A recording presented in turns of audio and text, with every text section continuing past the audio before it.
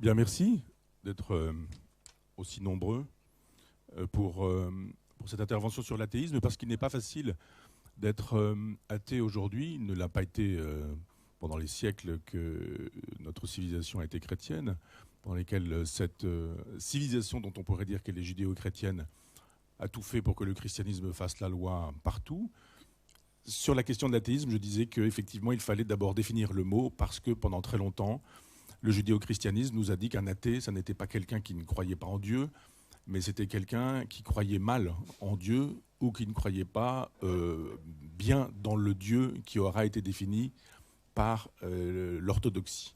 L'orthodoxie, à l'époque, ce sont les conciles, c'est le pape, c'est le souverain pontife qui nous dit ce qu'il faut penser. Il faudrait faire l'histoire même des conciles pour voir qu'un concile, c'est parfois moins de personnes qu'il n'y en a là.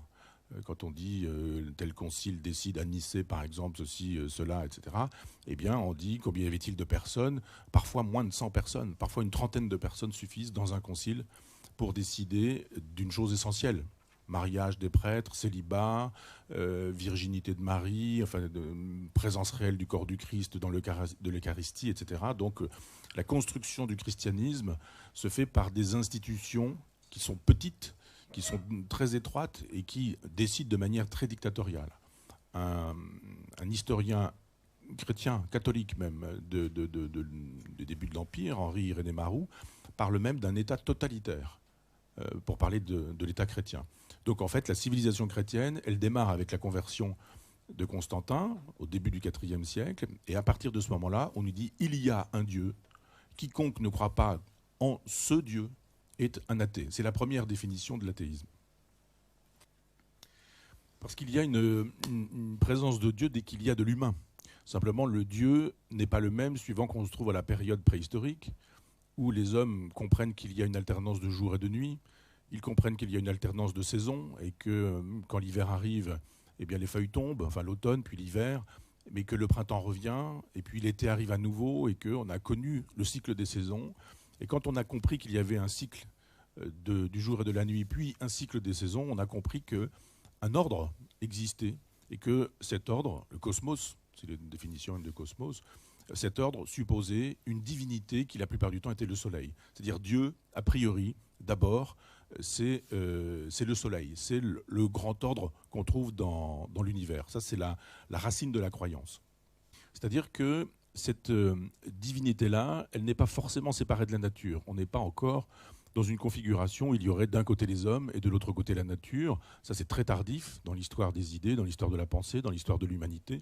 C'est même très précisément Descartes avec le cogito, XVIIe siècle. Mais l'homme et la nature, c'est la même chose. Donc on entretient des relations particulières avec la nature parce qu'on sait qu'on est fragment de la nature. Donc il y a des animistes qui pensent que la divinité, c'est la vie et que la vie est dans les choses, dans les objets, dans les arbres, dans la foudre, etc.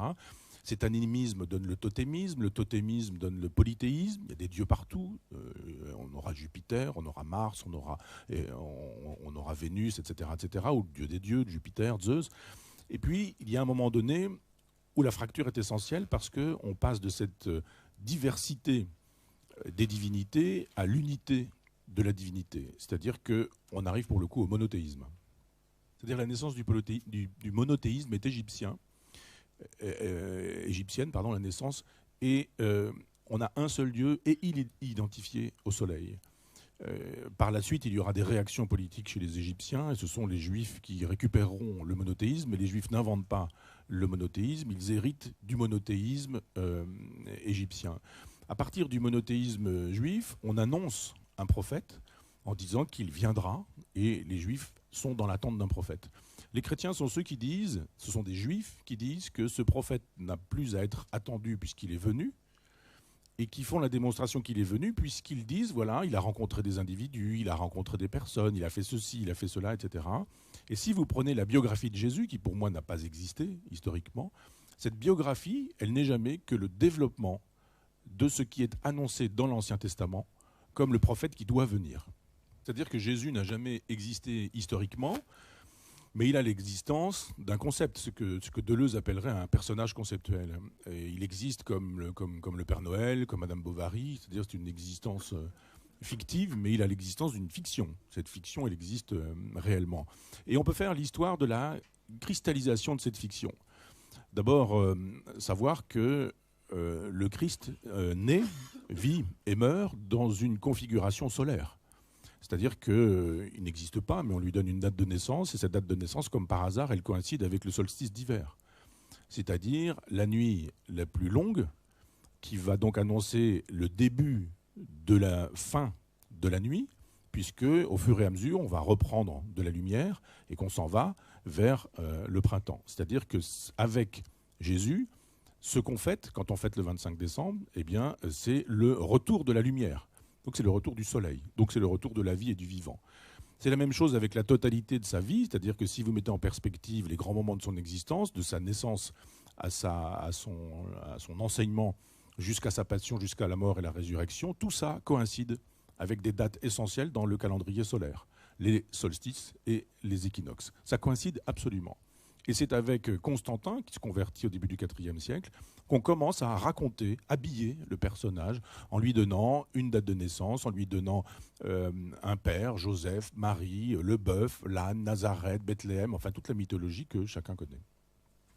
Donc on pourrait faire très précisément une biographie de la biographie de Jésus pour essayer d'expliquer comment on lui donne une figure, une consistance, une réalité. C'est-à-dire que la mère de Constantin, Hélène, s'en va du côté de Jérusalem et invente les lieux de la crucifixion. Le Golgotha, on retrouve la croix, on retrouve la couronne d'épines, on retrouve le titulus, c'est-à-dire le petit texte qui est apposé sur le haut de la croix. Et on nous dit, voilà, Jésus a véritablement existé. La preuve, on a retrouvé des traces physiques. C'est-à-dire qu'on est passé de cette construction conceptuelle d'une secte juive millénariste apocalyptique à la réalité d'une figure qui va se trouver démultipliée grâce à l'art. C'est-à-dire que l'art joue un rôle majeur dans la présentification de cette fiction. Jésus n'a pas existé, mais on verra Jésus partout. On va le peindre partout, on va le sculpter partout, on va le chanter partout, on va le montrer partout, on va faire des objets, on va faire des ostensoirs, des ciboires, on va faire du matériel pour célébrer les messes. Et l'art devient le véhicule idéologique de la religion. Jésus n'existe pas, mais voyez comment, historiquement, mais voyez comment on le constitue historiquement. Donc l'art joue un rôle majeur, mais également la philosophie, qui pendant des siècles a été un art de la sagesse, un art de la vie, un art existentiel. La philosophie de Démocrite jusqu'à Saint-Augustin non compris, je dirais, disons jusqu'à Marc Aurèle. Et c'est une invitation à mener une vie philosophique. Ce n'est pas une invitation à écrire des livres, à penser le monde. C'est d'abord une invitation à vivre de manière sage et à mener une vie philosophique. Avec le christianisme, la philosophie, ça n'est plus ça, ça devient l'art de théoriser cette fable qu'est le christianisme. Comment peut-on, par exemple, faire tenir cette idée que Jésus est le Fils de Dieu, que sa mère est vierge, et que s'il est son fils, eh bien, il est secondaire par rapport à Dieu, alors que d'autres nous disent que Jésus ne peut pas être secondaire par rapport à Dieu puisqu'il est Dieu, etc. Tout débat théologique qui vont occuper 10 siècles de l'intelligence occidentale. C'est ce qu'on appelle la patrologie, la patristique, les pères de l'Église. C'est tout un courant de philosophie qu'on n'étudie jamais, c'est normal, ce sont les coulisses, et on ne fait jamais visiter les coulisses d'une fiction. Et on a ensuite l'université qui prend en charge ces histoires-là, et la philosophie qui devient la scolastique. Toute la scolastique est une invitation à donner consistance à cette fiction-là. Donc Jésus n'existe pas, Constantin décide qu'il faut convertir l'Empire au christianisme, les pères de l'Église s'en occupent, l'université s'en occupe, et la philosophie, pendant 1000 ans, impose le christianisme en nous disant que c'est la vérité historique. C'est-à-dire que dans cette configuration, l'athéisme n'est pas possible. Il n'est pas possible parce que, d'abord, mentalement, on ne peut pas imaginer que Dieu n'existe pas. L'heure n'est pas venue pour cette idée. C'est-à-dire qu'on appelle athée quiconque ne croit pas au Dieu officiel, mais un athée, la plupart du temps, à cette époque-là, c'est quelqu'un qui croit tout de même en Dieu. La pensée, elle est éminemment magique. Elle est restée magique, et elle l'est restée pour beaucoup encore aujourd'hui. Elle le redevient magique. Mais pendant très longtemps, il n'est pas question de choisir entre Dieu ou l'absence de Dieu, mais de choisir entre différentes formes de Dieu. Je vous disais tout à l'heure qu'il y a eu des querelles nombreuses. L'arianisme, par exemple, ce qu'on appelait l'arianisme avec un I, pas avec un Y, hein, ça renvoie à Arius, et qui lui, justement, s'interrogeait sur cette idée du Père, du Fils et du Saint-Esprit. Si le Père a un Fils, c'est que le Père préexiste au Fils. Ça veut dire que Jésus est secondaire par rapport à Dieu. Eh bien, il y a des gens qui disent que Jésus ne peut pas être secondaire par rapport à Dieu. Comment peut-on faire de telle sorte que de secondaire qu'il doit être quand il est Fils, il puisse être prioritaire en même temps que son Père? Il devient donc lui-même son propre Père. Donc il y a des débats incroyables pendant des siècles entre ariens et non-ariens. Et ça produit des effets d'intelligence ou des effets d'idéologie qui font que la question de l'athéisme n'est pas d'actualité. Le problème, ce n'est pas de savoir si Dieu existe ou n'existe pas. C'est Dieu existe, tout le monde est d'accord là-dessus. Mais simplement, comment existe-t-il? Qui est-il? Comment peut-on le définir? Donc vous voyez que l'athéisme n'est pas à cette époque-là encore une question historiquement à l'ordre du jour. Ce sont les modalités de la croyance en Dieu qui vont rendre possible un jour l'athéisme. C'est-à-dire on oublie l'idée qu'il y a eu l'animisme, le polythéisme, le totémisme, etc. On oublie qu'on est dans la logique du monothéisme, enfin retenons du moins qu'on est dans la logique du monothéisme, et le monothéisme se définit comme un théisme. Le théisme consiste à dire que Dieu existe, bien sûr, crée le monde et qu'il est responsable de tout ce qui advient. Un théiste, c'est quelqu'un qui nous dit s'il y a du mal sur la terre, s'il y a du bien sur la terre, c'est que Dieu l'a voulu. S'il y a la mort d'un enfant, s'il y a le tremblement de terre de Lisbonne, eh bien, Dieu a ses raisons. Il éprouve la foi des hommes, mais ce qui advient, Dieu le veut. Ça, c'est le théisme. Ça, c'est tout le Moyen-Âge. Et il y a un moment important dans l'histoire de la philosophie, c'est Montaigne. Et Montaigne, lui, invente une autre façon de croire en Dieu, qui est un progrès vers l'athéisme et qu'on appelle le fidéisme. Montaigne dit « Je suis chrétien, je suis catholique parce que je suis français. Et aurais-je été natif de Perse que j'aurais été musulman. Donc je suis de la religion de mon pays, mais ça n'affecte pas mon Dieu.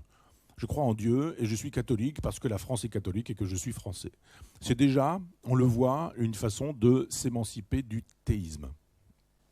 Au siècle suivant, avec Descartes, on fait un progrès encore en direction de l'athéisme avec le déisme. Non pas que Descartes le soit, mais Descartes nous dit que Dieu existe, mais on le laisse de côté. On doute, nous dit Descartes, il faut douter de tout sauf de la religion de son roi et de sa nourrice, c'est-à-dire on ne touche pas au christianisme, au catholicisme et à la monarchie. Et puis on essaie de construire une première vérité. C'est le cogito, on ne va pas rentrer dans le détail, mais on laisse de côté Dieu. C'est déjà un progrès parce qu'on s'aperçoit que finalement, Dieu ne fait pas tout. Dieu ne peut pas tout, que Dieu existe, mais qu'il y a aussi un monde indépendamment de Dieu. C'est donc ça la naissance du déisme. Le déisme, lui, étant un petit peu plus tard, XVIIIe siècle, la philosophie qui consiste à dire que Dieu existe, qu'il a créé le monde, mais que tout ce qui advient dans le monde n'est pas de son fait. C'est Voltaire qui nous dit que Dieu est un horloger, qu'il a créé la montre, mais que si la montre est en retard, ce n'est pas à la faute de l'horloger. Le déisme fait de plus en plus l'économie de Dieu.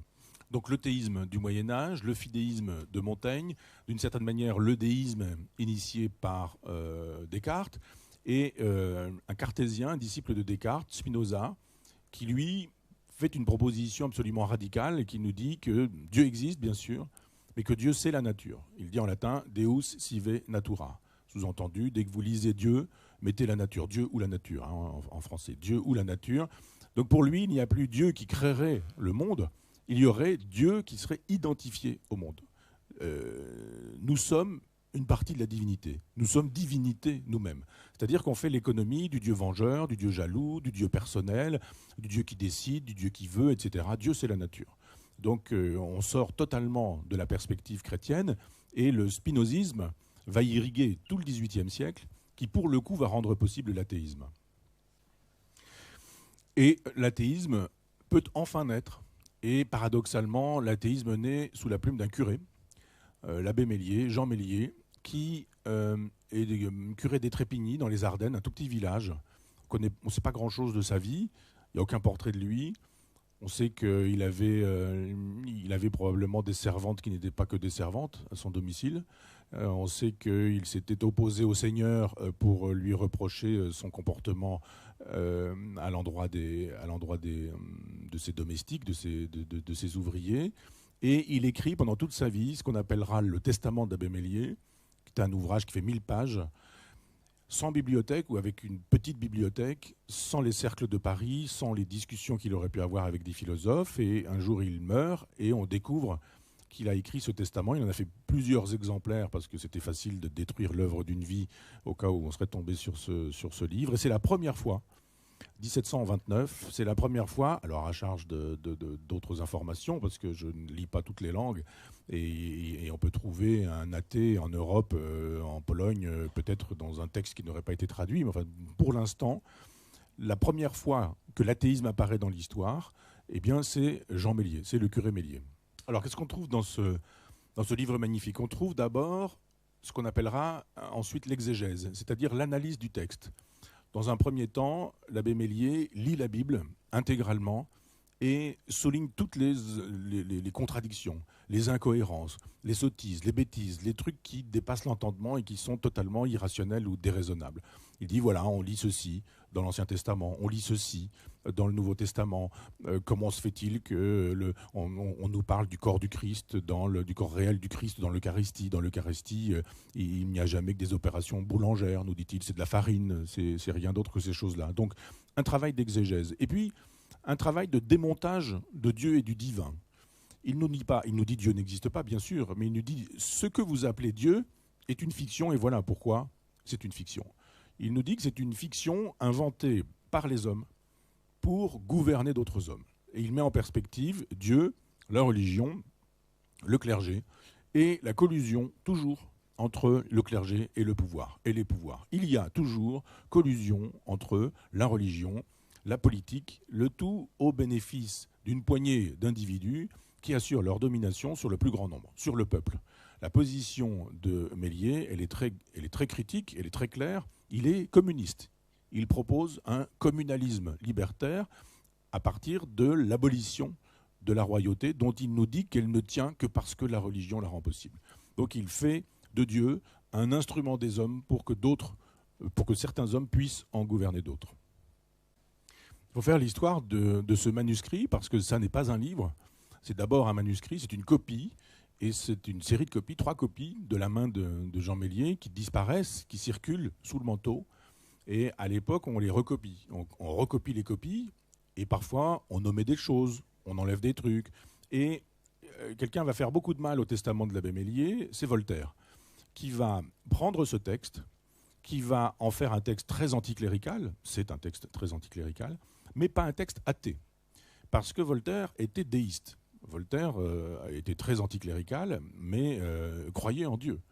Ce qu'on oublie la plupart du temps de dire. Et Voltaire disait même de la religion qu'elle était nécessaire pour conduire le peuple et pour pouvoir dominer la populace. Donc effectivement, pendant un temps, circule ce testament de l'abbé Meslier, mais fabriqué par Voltaire, qui fait de Jean Meslier un déiste. C'est-à-dire qu'il supprime les passages athées et il ajoute de sa propre main des passages déistes pour dire à la fin qu'il faut tout de même croire en Dieu, grand ordonnateur du monde, être suprême, etc. Évidemment, c'est trahir la pensée de Jean Meslier. Mais tous les gens qui le liront par la suite, tous les matérialistes qui le liront au XVIIIe siècle, sont des gens qui prendront en considération la version de Voltaire et pas la version du texte lui-même. Donc on aura un XVIIIe siècle qui ne sera pas encore athée, à part d'Holbach. Tous les autres, alors je ne parle pas des croyants bien sûr, mais tous les autres qu'on prétend matérialistes et athées ne le sont pas. Helvétius est déiste. La Métrie est déiste. Évidemment, Rousseau est déiste. La profession de foi du vicaire savoyard, c'est le manifeste du déisme. Et c'est le XIXe siècle qui va être le grand siècle de l'athéisme. C'est donc la Révolution française qui marque le passage. La Révolution française n'ayant pas été athée, elle a été déiste, elle aussi. Je me rappelle que Robespierre envoie à l'échafaud les athées, que Robespierre est déiste lui-même, que Robespierre est rousseauiste, qu'il a lu la profession de foi du vicaire savoyard, qu'il ferme les églises, certes, mais qu'il les réaffecte au profit de la raison, puisqu'il crée des temples de la raison, et qu'il organise également un culte de l'être suprême. Donc, à part la version, le moment, disons, de déchristianisation, assez bref, quelques mois, en 1793, la Révolution française n'est pas antichrétienne. La Révolution française n'est pas athée. La Révolution française, elle est déiste. Et c'est après cette Révolution française que des philosophes vont pouvoir apparaître sur le terrain de la pensée comme des athées véritables. Et là, je songe à Feuerbach. Et Feuerbach écrit un livre important qui s'appelle L'essence de la religion en 1844, l'essence du christianisme, pardon, en 1844, et un autre ouvrage qui s'appelle L'essence de la religion. Et c'est un démontage dans le vocabulaire hegelien, donc ce n'est pas forcément toujours facile d'accès, mais c'est le démontage de la religion. Il nous dit, Dieu existe bien sûr, mais c'est une fiction, et cette fiction existe à partir de nos propres impuissances. Dieu, il est construit par les hommes à son image inversée. C'est-à-dire qu'on ne peut pas tout, on ne sait pas tout, on a des limites à notre savoir. On vit, on meurt, on est dans le temps. On est soumis à l'entropie, on est soumis à la mort, au vieillissement. On est limité. Si on est ici, on n'est pas ailleurs. On n'a pas le don de l'ubiquité. Je suis ici, je ne peux pas être en France en même temps. Eh bien, toutes ces impuissances, l'homme les inverse un peu comme les doigts d'un gant et imagine un être qui serait doué du contraire de ces impuissances. C'est-à-dire qui serait doué de cette puissance. C'est-à-dire, nous, on ne peut pas tout, Dieu peut tout. Nous, on vit, on meurt. Dieu ne naît pas, Dieu ne vit pas, Dieu ne meurt pas. Il est éternel, il est immortel. Nous, nous sommes mortels, lui, il est immortel. Dieu, il a le don de l'ubiquité. Moi, je suis ici, je ne peux pas être ailleurs. Dieu, il est partout, présent en même temps. Dieu, il échappe au temps, etc. etc. Et Feuerbach nous dit, nos impuissances nous posent problème. On les transforme en puissance. Nous investissons un être qui n'existe pas de ses puissances et nous adorons cet être pour qu'il nous donne ces puissances que nous n'avons pas. Dieu, c'est ça. C'est l'homme, c'est la fiction que l'homme invente pour pouvoir vivre avec ses limites. Avec Dieu, on peut effectivement aller au-delà de ses limites. Donc Dieu existe, bien sûr, mais comme une fiction inventée par les hommes pour pouvoir vivre avec leur finitude. Nietzsche a lu Feuerbach, mais ne le cite pas. Il ne reprend pas complètement ses thèses ou ses hypothèses, mais on sent bien qu'il pense à partir de lui. Et Nietzsche fait la critique du christianisme en nous disant que c'est un platonisme pour les pauvres. Et de fait, Platon nous dit qu'il y a deux mondes. Ce monde-ci, réel, n'utilisons pas le mot réel, il est problématique chez Platon, mais ce monde-ci qui est sensible, perceptible par les sens, et puis un autre monde qui est intelligible, rempli d'idées. Et la réalité de ce monde-ci est donnée par l'au-delà, ou ce que Nietzsche appelle les arrière-mondes. La religion, c'est ça, c'est l'explication de l'ici-bas par l'existence d'un arrière-monde. Et Nietzsche nous dit le christianisme, c'est un platonisme pour les pauvres. C'est compliqué, Platon, Parménide, etc. Pour les pauvres, eh bien, donnons-leur le christianisme, c'est exactement la même chose, et c'est une invitation à ne pas vivre cette vie au profit d'une autre vie. Renoncez à cette vie, et quand vous aurez renoncé à cette vie, vous aurez la vie éternelle. Nietzsche dit il n'y a pas de vie éternelle. Et quand vous aurez renoncé à votre vie, vous aurez renoncé à tout ce que vous aviez. Donc il y a une critique chez Nietzsche du christianisme, une critique de Dieu au nom de la vie, au nom du vivant, au nom de la vitalité. Nietzsche nous dit le christianisme est une invitation à ne pas vivre sa vie. Dieu est une fiction qui nous invite à ne pas vouloir la vie qui est en nous. Or Nietzsche nous dit il faut vouloir la vie qui est en nous. Marx fait une lecture économique, politique et historique du phénomène religieux. Et il nous dit, la phrase est connue, que la religion, c'est l'opium du peuple, le soupir de la créature opprimée. Il nous dit qu'il y a une lutte des classes, que l'histoire, c'est le produit de la lutte des classes, et qu'il y a une perpétuelle domination entre les bourgeois, les prolétaires, mais jadis entre les serfs et leurs esclaves, avant même à Rome, entre les patriciens et les plébéiens. Et il nous dit effectivement que la religion, c'est ce qui permet aux dominants d'exercer leur domination. Si on abolit la domination, alors on abolira la religion. Dieu est une invention des hommes, où l'on retrouve les thèses bien connues de Méliès. C'est une invention des hommes pour en dominer d'autres. Et Marx a une phrase un peu compliquée a priori, mais facile à comprendre. Il nous dit « L'infrastructure économique conditionne la superstructure idéologique. L'infrastructure économique conditionne la superstructure idéologique. C'est-à-dire que l'infrastructure économique, c'est le mode de production des biens et des richesses. C'est donc le capitalisme, propriété privée des moyens de production. Et la superstructure idéologique, ce sont philosophie, beaux-arts, morale et religion. Ça veut dire que si on change le mode de production des richesses et qu'on passe du capitalisme au socialisme, alors on abolit mécaniquement les superstructures anciennes. C'est-à-dire que quand on fait la révolution, qu'on réalise le socialisme et le communisme, alors la religion n'a plus de raison d'être. Elle disparaît parce qu'elle était le soupir de la créature opprimée. C'est donc une production de l'exploitation de l'homme par l'homme. Et puis il y a Freud qui fait une analyse de la religion à partir de 2 ou 3 textes, L'avenir d'une illusion par exemple. Freud nous dit que le Père, Dieu du moins, a à voir avec le Père. Vous connaissez le triangle édipien, l'idée que nous nous déterminerions par rapport à un Père et qu'il y aurait eu à l'origine de l'humanité le meurtre du Père, la scène primitive, la constitution de la loi, et que ce Père, il existerait de manière métapsychologique, pour utiliser un terme de Freud, c'est-à-dire pas scientifique véritablement, mais il y aurait dans notre inconscient une présence du Père qui renverrait au chef de la meute primitive. Il y a une horde primitive, il y a le chef de cette horde primitive, c'est le Père, et il y aurait la loi du Père en nous. Et Freud nous dit, Dieu, ça n'est jamais que le nom de ce Père qui était le chef de la horde. Donc effectivement, on peut se défaire de la horde, et il faudrait se défaire de Dieu, exactement dans les mêmes configurations. C'est évidemment une fiction pour Freud aussi. Donc j'ai été un peu impressionniste, mais je veux dire que j'ose espérer que vous aurez vu comment on démarre de la naissance de cette fiction, Jésus, pour arriver à notre époque, Freud, et en passant par un certain nombre de moments, c'est-à-dire la conversion de Constantin, qui est conversion de l'Empire, patristique, père de l'Église, l'idéologie universitaire, la scolastique, la naissance de la laïcité d'une certaine manière avec Montaigne, et puis donc un moment d'ascension de cette civilisation, et puis un moment de descente de cette civilisation. Une civilisation est toujours construite sur une religion.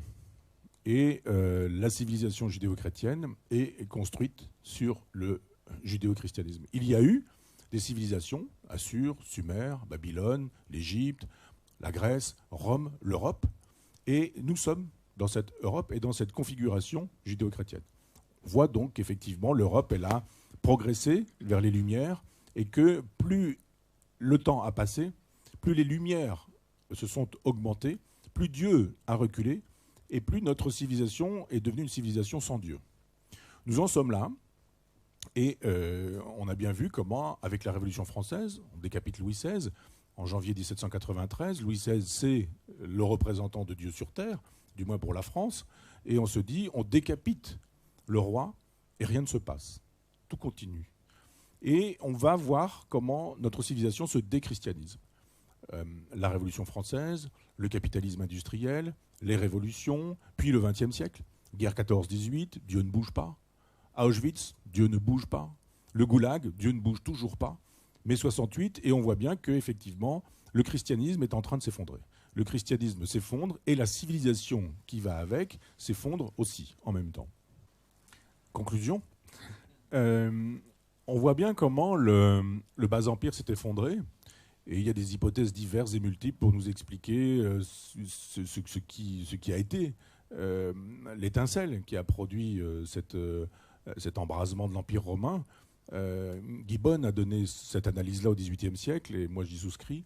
Je pense que c'est effectivement le christianisme qui marque non pas la décadence, mais ce qui advient après la décadence. La décadence, elle existait avant que Rome ne chute. Et évidemment, Rome chute juste parce que Constantin décide qu'il faut convertir l'Empire. Donc l'Empire romain, c'est terminé. Rome, c'est terminé.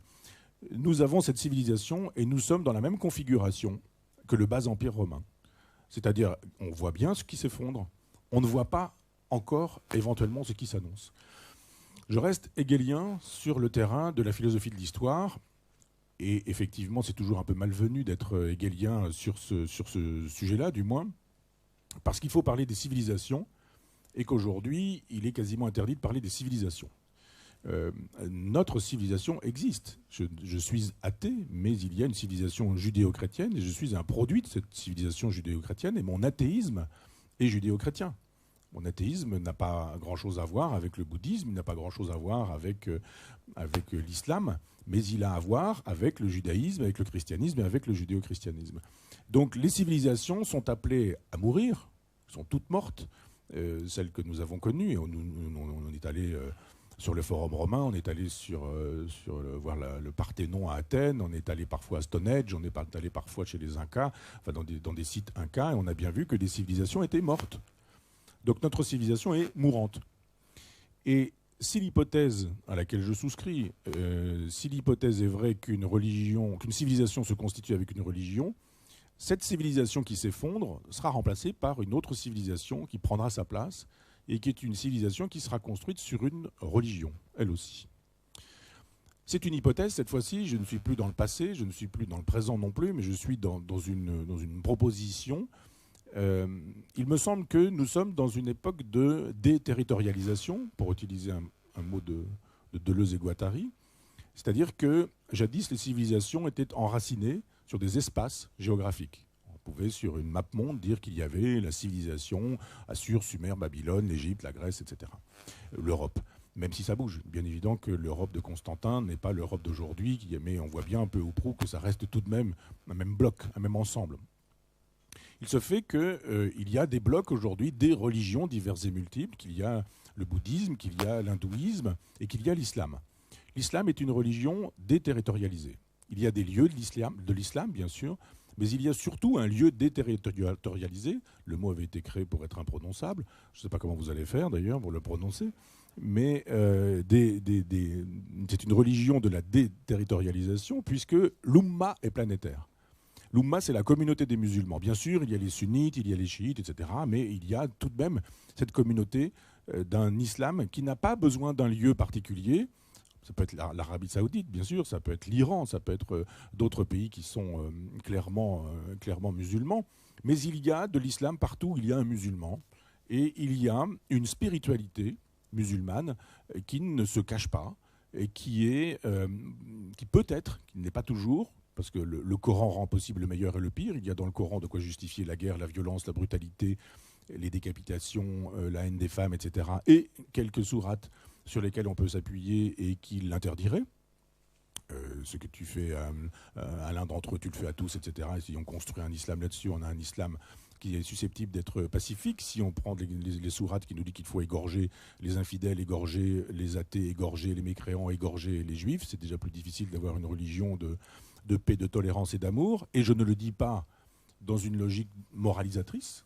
Je suis dans une perspective historique. Je lis le Coran, je lis les hadiths du prophète, je lis la biographie du prophète, je dis ce qui se trouve dans le corpus de cette religion, et je me dis qu'elle est susceptible de rendre possible une civilisation comme il y a eu la civilisation judéo-chrétienne, parce que les civilisations s'imposent toujours par la violence. Spiritualité, mais violence. Ça n'est pas un hasard si Saint Paul, notre civilisation est moins une civilisation de Jésus qu'une civilisation de Saint Paul, si le signe de Saint Paul, c'est l'épée, c'est le glaive. Tous les chrétiens vous disent oui, mais c'est le glaive parce que c'est le symbole de l'instrument par lequel il a péri. Il a été décapité. D'abord, on n'est pas sûr, mais ensuite, ce dont on est sûr, c'est que Saint Paul, lui, a été extrêmement violent. Il a invité à la violence. Il a invité aux autodafés. Il a assisté lui-même à des autodafés. Il y a eu des destructions de temples païens. Il y a eu des philosophes qui ont été interdits d'enseignement. Il y a eu Hypatie, philosophe platonicienne, qui a été déchiquetée, démembrée, brûlée. Donc le christianisme s'est installé par la violence, par la terreur, par la brutalité. Il y a eu l'Inquisition, il y a eu les croisades, il y a eu des tribunaux, etc., etc. Et donc une civilisation ne s'impose jamais dans la douceur. Civilisation, elle s'impose à l'ombre des épées. C'est une citation du Coran, à l'ombre des épées. Et nous sommes dans cette configuration. Je ne dis pas que c'est bien, je ne dis pas que c'est pas bien, je ne dis pas il ne faudrait pas, je ne dis pas tant mieux, je ne dis pas arrêtons tout ça, je ne dis pas restaurons le christianisme et soyons dans des positions réactionnaires au sens étymologique du genre restaurons quelque chose, un ordre ancien, pour que ces choses-là n'aient pas lieu. L'histoire disons-le avec une formule de Nietzsche, l'histoire est par-delà le bien et le mal. Par-delà le bien et le mal. Mon problème n'est pas de savoir si c'est bien ou si c'est mal.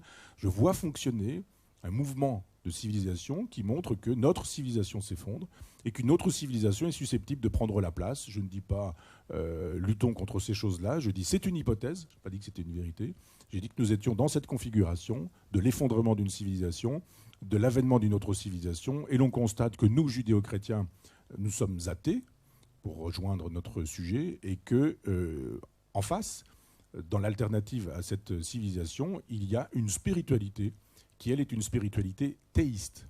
Théiste, rappelez-vous. C'est-à-dire, Dieu existe, il décide de tout, il veut tout. Voilà la configuration dans laquelle nous sommes. Notre civilisation s'effondre. Je conclus.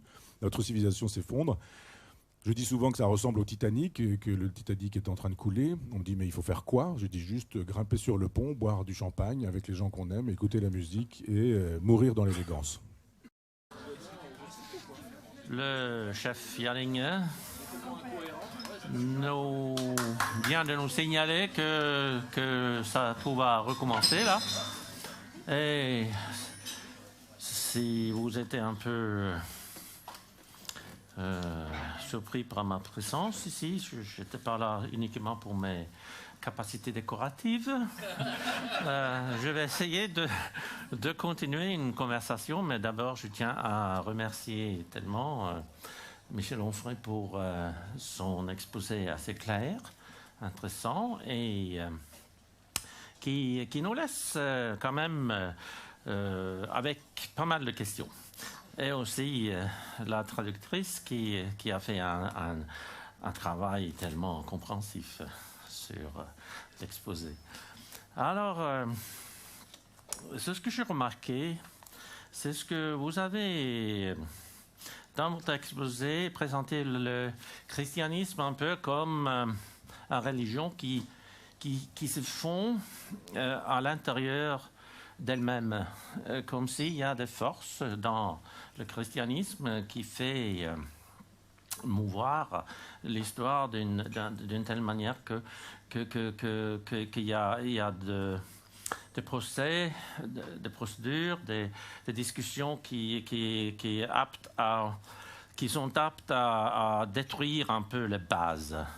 Alors là-dedans, il me manque un peu ces discussions de vos premiers livres, de début de votre œuvre sur Épicure, sur la philosophie du corps, sur la jouissance, oui, bref, l'hédonisme. Si on pense la lumière, est-ce que n'est pas aussi un fait que l'épicuréisme, l'hédonisme est venu un peu de Deus ex machina en critiquant les structures qui existaient et que le corps humain est redevenu une sorte de source pour l'individualisme, les monades? Alors, il y avait deux questions dans votre question. La première sur la constitution de cette civilisation.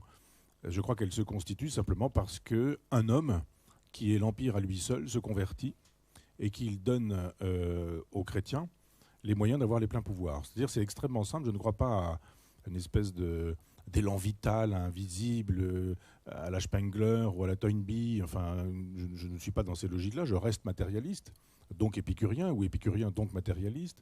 Et je pense simplement que quand un empereur arrive au pouvoir en disant maintenant, vous étiez dans les caves, vous étiez persécutés, mais maintenant vous allez devenir les rois du monde, et qu'il le fait savoir en disant maintenant, par exemple, les chrétiens ne vont plus payer d'impôts, ça aide pour la conversion, et les païens ne vont plus avoir accès à un certain nombre de fonctions, ça aide aussi. C'est-à-dire, vous ne pourrez plus, si vous êtes païen, si vous sacrifiez au rite païen, vous ne pourrez plus être, je ne sais pas quoi, avocat, enfin l'équivalent de avocat, notaire, enseignant, médecin, etc. On comprend très vite que les gens se convertissent en masse. Si en France, le président Hollande décidait que quiconque prend sa carte au Parti socialiste ne paie plus d'impôts, il y aura un nombre considérable de socialistes. Donc on voit comment ces choses-là fonctionnent, et puissamment. C'est-à-dire que on finit par interdire les écoles païennes, on finit par fermer les temples, on finit par interdire les recopiages d'un certain nombre de manuscrits, puisqu'à l'époque les manuscrits sont copiés, recopiés, recopiés, recopiés. Et pour le coup, j'en arrive à votre deuxième question. Il y a un moment donné où, quand il faut recopier les manuscrits d'Épicure, peut-être voudriez-vous traduire la première partie.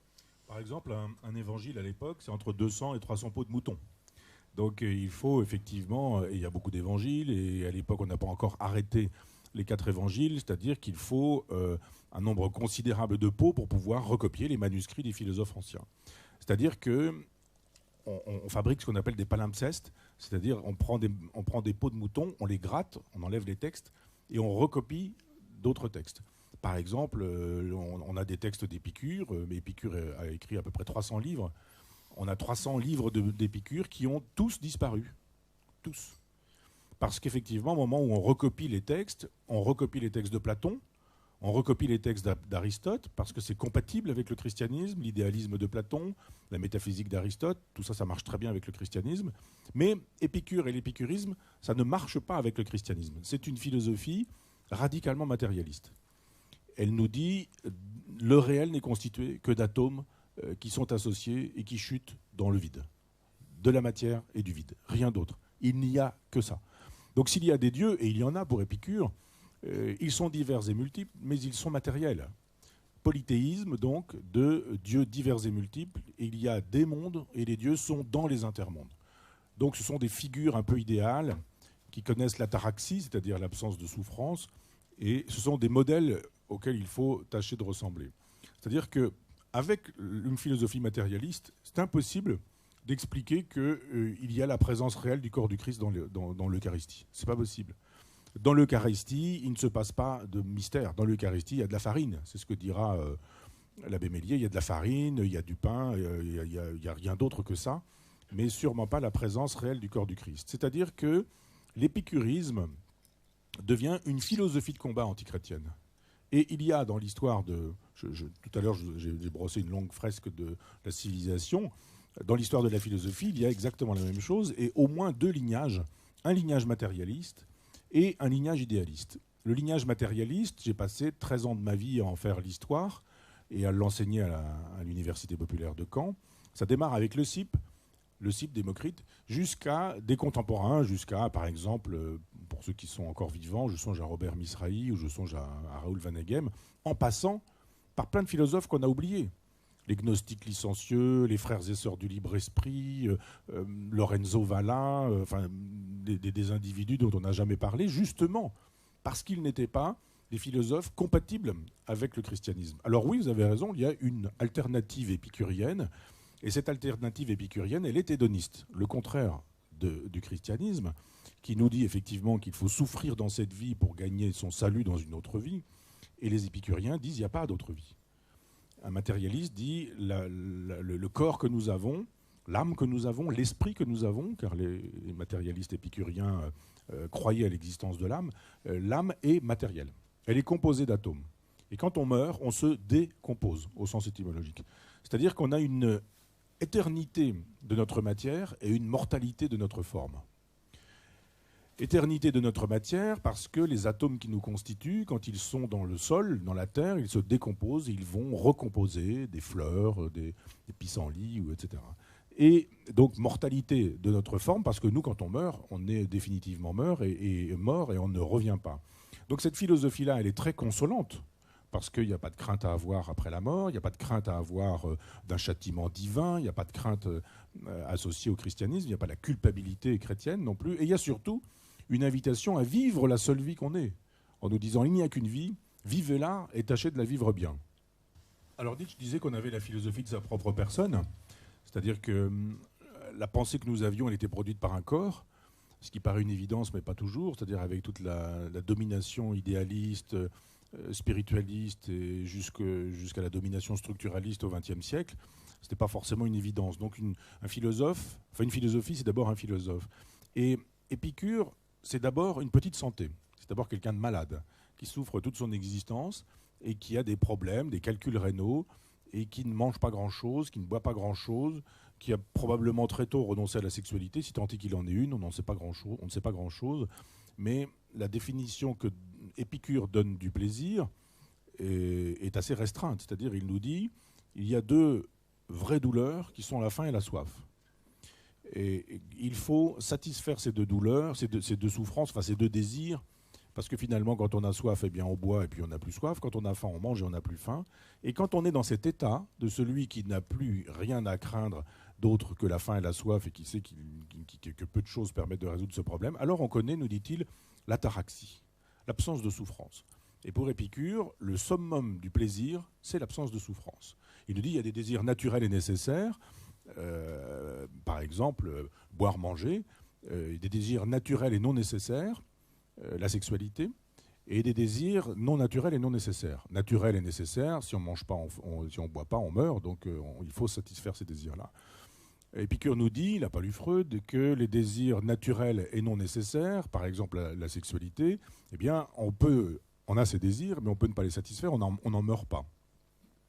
Et il nous dit enfin qu'il y a des désirs non naturels, non nécessaires, du genre aimer l'amour, aimer l'argent, aimer les richesses, aimer la puissance, aimer le pouvoir, et qu'ils ne sont pas nécessaires. Ça ne sert à rien, ces choses-là. Il nous dit donc qu'on ne satisfait que les désirs naturels et nécessaires, faim, soif. On laisse de côté tous les autres désirs qui sont des faux désirs, et on connaît à ce moment-là le plaisir suprême. Ça, c'est la définition de l'hédonisme d'Épicure. Ça, c'est l'hédonisme d'Épicure. L'hédonisme épicurien, c'est l'hédonisme dont se réclament ceux qui se réclament d'Épicure. Et je songe à Lucrèce, dont on ne sait rien. La biographie ne nous dit rien. On n'est pas très sûr de ses dates de naissance et de décès. On croit savoir qu'il était chevalier, mais c'est à peu près tout. Mais à partir du grand poème de la nature des choses, qui a été sauvé par Cicéron, qui lui était stoïcien et pas épicurien, qui sauve le poème parce qu'il lui trouve des vertus esthétiques, et en fait c'est un poème en vers. C'est le grand poème que Cicéron sauve, alors que c'est un grand poème épicurien, et il aurait pu, c'était ses grands ennemis, les épicuriens, détruire ce texte-là. On découvre quelqu'un qui a une autre santé qu'Épicure, et qui nous dit en gros que les désirs naturels nécessaires, etc., c'est pas exactement la même chose que pour Épicure chez Lucrèce. Il nous dit naturel et nécessaire, la faim, la soif, d'accord. Naturel et non nécessaire, la sexualité, il dit non. Probablement parce que lui avait une sexualité alors qu'Épicure n'en avait pas. Et il dit la sexualité, on doit la maîtriser, elle ne doit pas nous maîtriser. On a des désirs, les désirs c'est pas ce que dit Platon, c'est-à-dire le manque. Ça ira jusqu'à Lacan, cette idée du désir comme manque. C'est-à-dire il me manque quelque chose et je dois compléter ce que je suis pour être.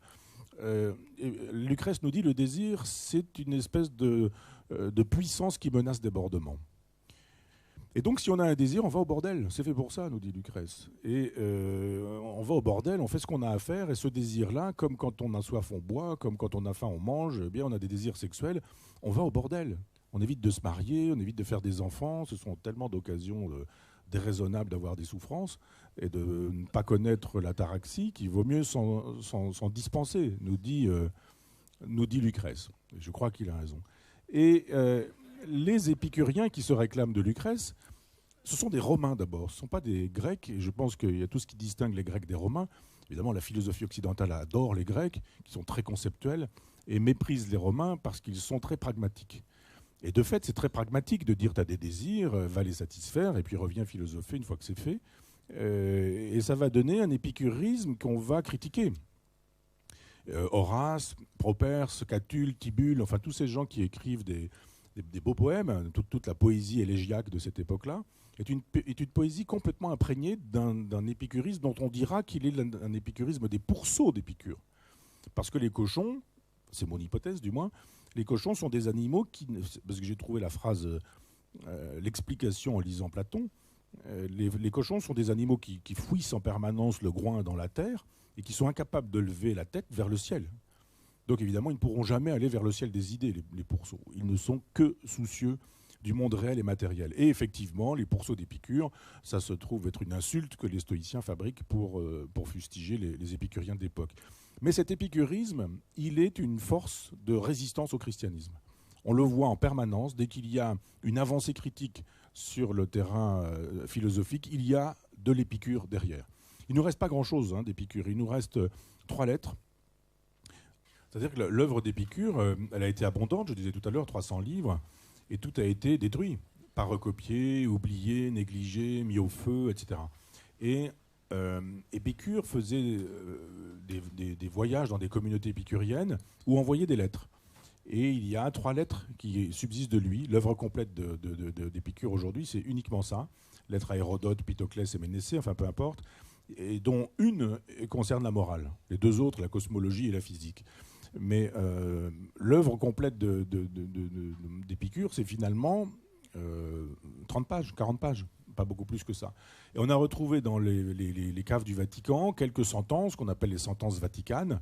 C'est 3 ou 4 pages d'aphorismes, de textes détachés, comme ça, de phrases détachées. C'est-à-dire qu'on ne connaît pas toute la philosophie d'Épicure, bien sûr. Mais seulement ce qu'on connaît a déjà rendu possible tellement de choses que c'est extraordinaire de voir qu'on ait pu récupérer ça. Alors on a récupéré ça parce qu'un philosophe, un philosophe, si on veut, il s'appelle Diogène Laërce, à ne pas confondre avec Diogène de Sinope, mais un historiographe, on dira, le premier qui écrit une histoire de la philosophie, qui s'appelle Vie, opinion et sentence des philosophes illustres, dit voilà, la philosophie d'Épicure, c'est ça. Et il met les 3 lettres dans son chapitre. Et les censeurs n'ont pas vu ça. Donc il a sauvé les 3 lettres, à partir desquelles nous avons construit, à partir desquelles s'est construit une résistance au christianisme. Et il y a des choses considérables, notamment sur le terrain politique. C'est-à-dire qu'il y a 2 ou 3 sentences qui sont des sentences contractuelles, ce qu'on appelle les sentences contractuelles. C'est-à-dire que quand on dit contrat social aujourd'hui, on pense à Rousseau. Or, Rousseau a lu Hobbes au siècle précédent, 17e, et le Léviathan, ou du citoyen, pour le dire en français. Et Hobbes lui-même avait lu les petits textes, les petites phrases d'Épicure sur la question du contrat. Et c'est extrêmement intéressant parce que justement, politiquement, le christianisme nous dit que tout pouvoir vient de Dieu. Et l'épicurisme nous dit que tout pouvoir vient des hommes. Tout pouvoir vient du contrat passé entre les hommes. Dieu, ça peut exister, mais voilà la première politique athée. Voilà la première morale athée. On n'a pas besoin de solliciter la transcendance, de solliciter les arrière-mondes, de solliciter un au-delà. Il n'y a pas de transcendance, il n'y a pas d'arrière-monde, il n'y a pas d'au-delà. Il suffit juste de dire que les hommes doivent trouver la règle du jeu eux-mêmes. Et voilà en quoi c'est une résistance extraordinaire au christianisme que de dire, pour la morale, pour l'éthique, pour la politique, pour l'esthétique, pour les relations amoureuses, etc., il n'y a qu'une règle du jeu personnelle, contractuelle. Il faut dialoguer, décider, échanger et passer contrat. Et ça, pour moi, ça reste éminemment d'actualité. Évoquant Épicure, je n'ai pas visé à une grande discussion sur l'interprétation de son œuvre, mais plutôt son éthique. On aurait pu rester sur Saint Paul, Paul, car il était peut-être stoïque, lui, comme il y a pas mal de chercheurs qui pensent. Mais ce que j'ai pensé plutôt à ce que vous avez discuté sur l'amitié chez Épicure, qui ressemble un peu à ce que Derrida a dit sur le politique de l'amitié. Alors, les hommes qui sont proches l'un de l'autre et qui est le fondament de la civilisation. Alors, comme le temps passe vite ici, je n'ai pas le temps de passer par toutes ces questions qui étaient peut-être nécessaires d'évaluer ce thème, mais j'aurais bien aimé quand même de poser la question sur les nouveaux monothéismes qui se répandent partout et qui est diffusé aussi dans ce pays-ci. Alors, j'espère que vous vous rendez compte que vous êtes dans la grande ville de la culpabilité du péché en Norvège. Toute la littérature de Stavanger s'agit de la culpabilité du péché, plus ou moins. Et ça n'a pas changé avec le capital de pétrole. Mais en tout cas, ça veut dire qu'on a quand même cette discussion constante sur la compréhension de la vie d'homme ensemble. Tandis qu'au début, là, vous avez évoqué la question de l'islam. Et j'ai obtenu le droit de mentionner que Houellebecq, vous avez nommé dans son dernier roman, La Soumission, le seul sauveur, à ainsi dire, ou la seule personne qui a su et qui a vu comment le développement culturel va se dérouler. Alors qu'il y aura tout un nouveau régime. Dans tout ceci, est-ce qu'on peut éviter, selon vous, le grand risque de tomber dans des nouveaux monothéismes qui vont nous installer le péché, la culpabilité, le régime religieux. Et au lieu, on peut peut-être vivre un peu la jouissance de l'amitié, du corps, le plaisir.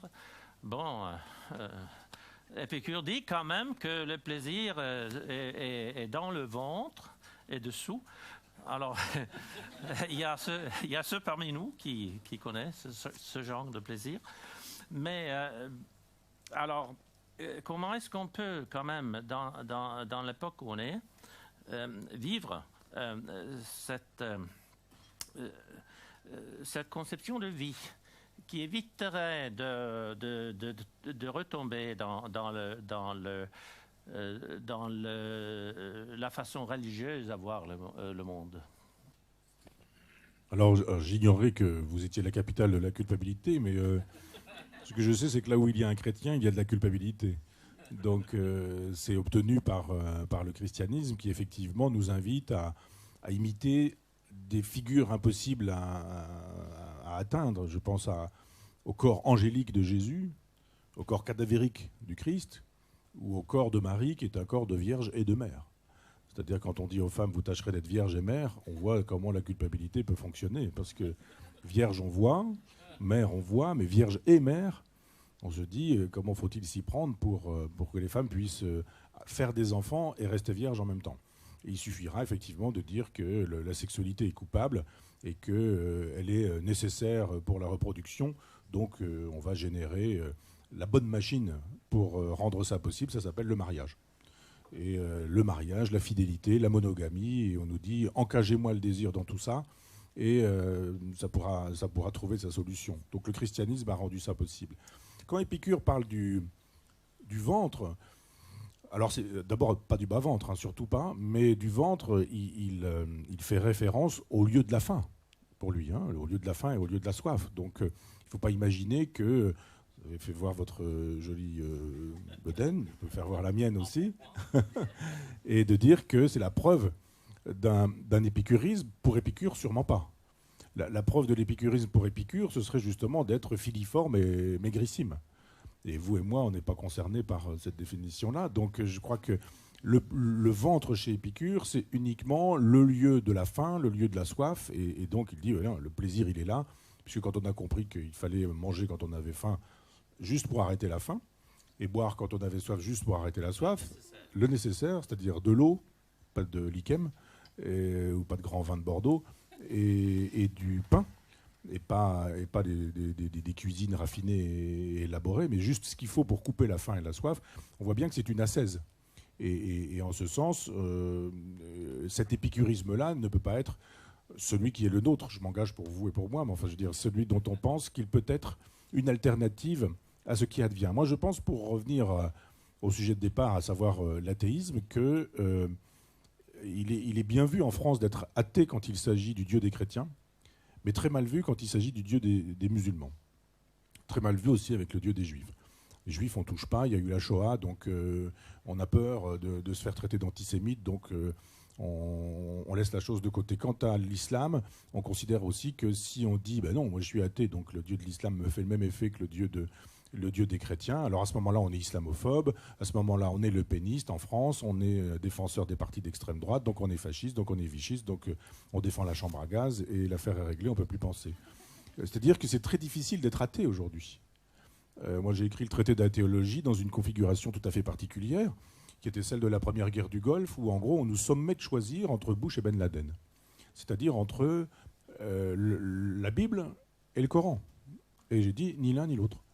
Et j'ai écrit ce livre pour dire je ne veux pas choisir entre la Bible, le Talmud, même si on veut, la Torah et le Coran. Moi, je veux pouvoir faire mon travail de philosophe qui consiste à dire la raison d'abord, les lumières On n'a pas fait tout ce travail pour ça. On n'a pas fait la Révolution française, la Commune, 1789, mai 68 ou le Front populaire, pour retrouver des gens qui aujourd'hui se prétendent de gauche en nous disant que l'islam est une bonne chose. Les trois religions monothéistes, les trois, entendons-nous bien, détestent l'intelligence, la pensée, la réflexion, la liberté, les femmes, la science, etc., etc. Il y a une haine, il y a un mépris des femmes dans les trois livres du monothéisme qui est évidente. Ça démarre à partir de l'histoire de la Genèse, où on nous fait savoir que Dieu interdit de goûter du fruit de l'arbre de la connaissance, c'est-à-dire Dieu dit, vous ne devez pas savoir, ne cherchez pas à savoir. Et Ève, elle, cherche à savoir. Elle dit, mais moi je goûte du fruit de l'arbre de la connaissance. Pas une pomme, pas la sexualité, parce que saint Augustin va sexualiser le péché originel, mais le péché originel judéo-chrétien, car le Pentateuque est constitué des 5 premiers livres de l'Ancien Testament, et c'est donc le judaïsme qui est autant concerné que le christianisme dans cette aventure. Le péché, c'est la femme. Et voilà pourquoi elle accouche dans la douleur et dans la souffrance. Voilà pourquoi il nous faudra mourir, souffrir, vieillir. Voilà pourquoi il va nous falloir travailler. Voilà pourquoi la culpabilité va arriver, culpabilité sexuelle, puisqu'il s'agit de découvrir qu'on a des organes sexuels et qu'il faut les cacher, etc. Et donc il y a effectivement à l'origine des trois monothéismes la haine des femmes, la haine de l'intelligence, la haine du savoir, la haine de la vie aussi, le goût pour la mort, le mépris des livres au profit du livre. On nous dit, ne cherche pas à lire d'autres livres que le livre qui dit la vérité du monde. C'est-à-dire qu'on ne nous dit plus la vérité du monde est dans le monde, on nous dit la vérité du monde est dans le livre qui dit le monde. Et quand un calife musulman donc fait incendier la bibliothèque d'Alexandrie, il dit de toute façon c'est pas compliqué, ou ces livres disent la même chose que le Coran, et c'est pas bien grave, ou ils disent le contraire de ce que dit le Coran, alors c'est très bien que ces livres-là brûlent. C'est-à-dire qu'on n'a pas besoin de bibliothèque quand on a un livre. Biblion, ça veut dire le livre. Le livre. Et je pense qu'un athée ne peut pas dire que la vérité est dans un livre. Un athée ne peut pas se satisfaire de cette idée que les femmes seraient à l'origine du mal dans le monde. Un athée ne peut pas souscrire à cette idée que la raison est une mauvaise chose. Un athée ne peut pas penser que la vie est une mauvaise chose. Un athée ne peut pas penser que la science n'est pas une bonne chose parce qu'elle ne fait pas le jeu de Dieu. Donc je pense que ces critères qui ont été les nôtres, quand je dis les nôtres, parce que je crois à la philosophie des Lumières, mais ces critères qui ont été les nôtres pendant la Révolution française, ils ont cessé d'être les nôtres pour un certain nombre d'individus aujourd'hui au XXe siècle parce qu'il s'agirait de l'islam.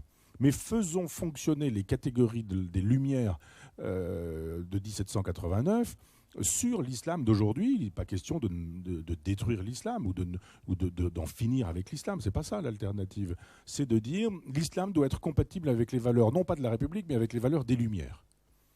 Si tant est qu'on puisse faire un islam féministe, un islam tolérant, un islam scientifique, moi je veux bien qu'on essaie d'y penser, que les lecteurs du Coran, des hadiths, etc. fassent ce travail et que ça se fasse avec des philosophes éventuellement. Mais je pense que l'athéisme aujourd'hui oblige à être critique à l'endroit de toutes les religions, islam compris. Parce que que serait un athée qui nous dirait « moi je suis athée sauf quand il s'agit de l'islam ». Ce serait un peu problématique. Il y a simplement une inscription politique, mais je m'arrête et puis je dirai comment on peut expliquer cette interdiction de penser l'islam. Vous avez parlé de l'extraterritorialité de l'islam par rapport au christianisme. Comment vous justifiez ça? Parce que la religion la plus importante au monde, c'est encore le christianisme. Et il y a beaucoup plus d'églises dans le monde que de mosquées, par exemple. Et les chrétiens prient aussi n'importe où. Chez eux, ils n'ont pas besoin toujours de se retrouver à l'église. Donc, je n'arrive pas à saisir comment vous dites ça. Pourquoi vous justifiez comme ça? D'abord parce qu'il faut penser en termes historiques. C'est-à-dire qu'il y a eu une vocation universaliste au christianisme qui a pensé effectivement que c'était fait pour tout le monde et qu'il fallait convertir tout le monde. D'abord par la parole et puis ensuite par la violence. On voit bien comment, à partir de Constantin, c'est la violence qui fait la loi pour la conversion jusqu'aux destructions des civilisations en Amérique avec les conquistadors. Donc il y a effectivement, il y a eu un désir universel avec le christianisme qui n'est plus le même aujourd'hui parce que le christianisme est en bout de course.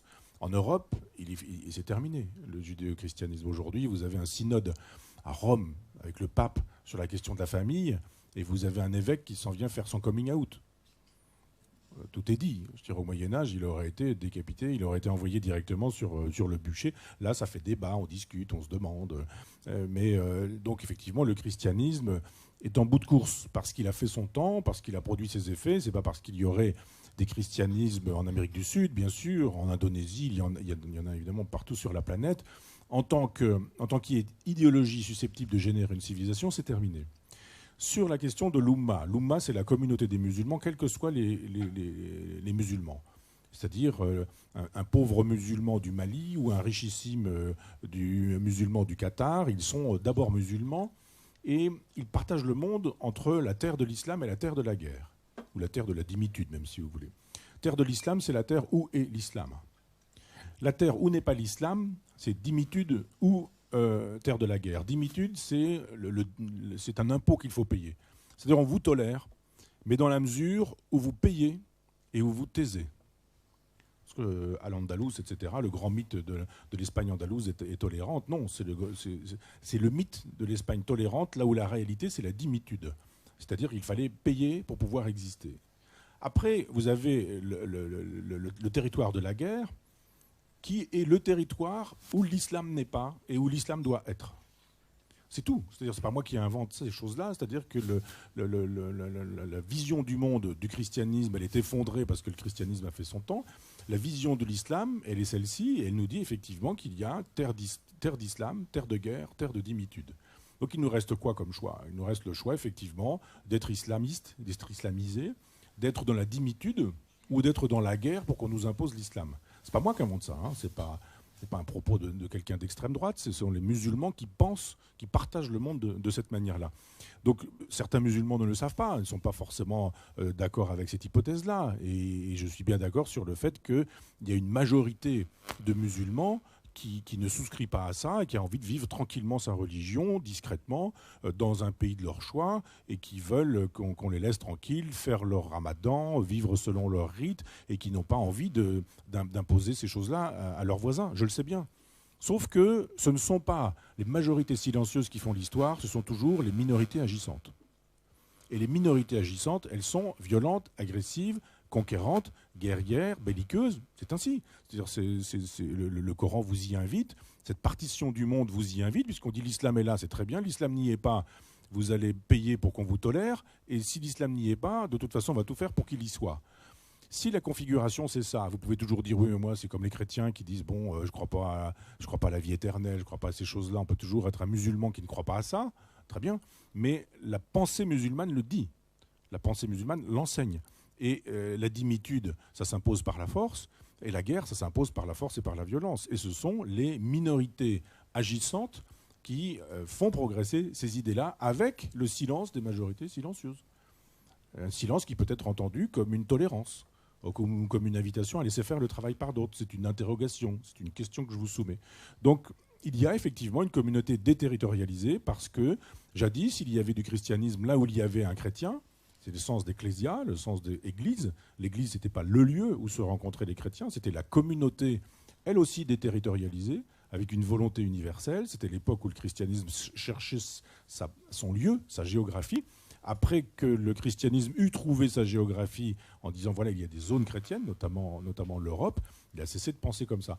Donc il faut penser en termes historiques et voir que la configuration, elle n'est plus en faveur du christianisme, du judéo-christianisme, et là encore, ni rire ni pleurer, mais comprendre, hein, pour le dire comme Spinoza, et que la configuration est plutôt en faveur des minorités agissantes qui, elles, pensent le monde comme un vaste territoire sur lequel il y a le territoire de l'islam, le territoire de la dimitude et le territoire de la guerre.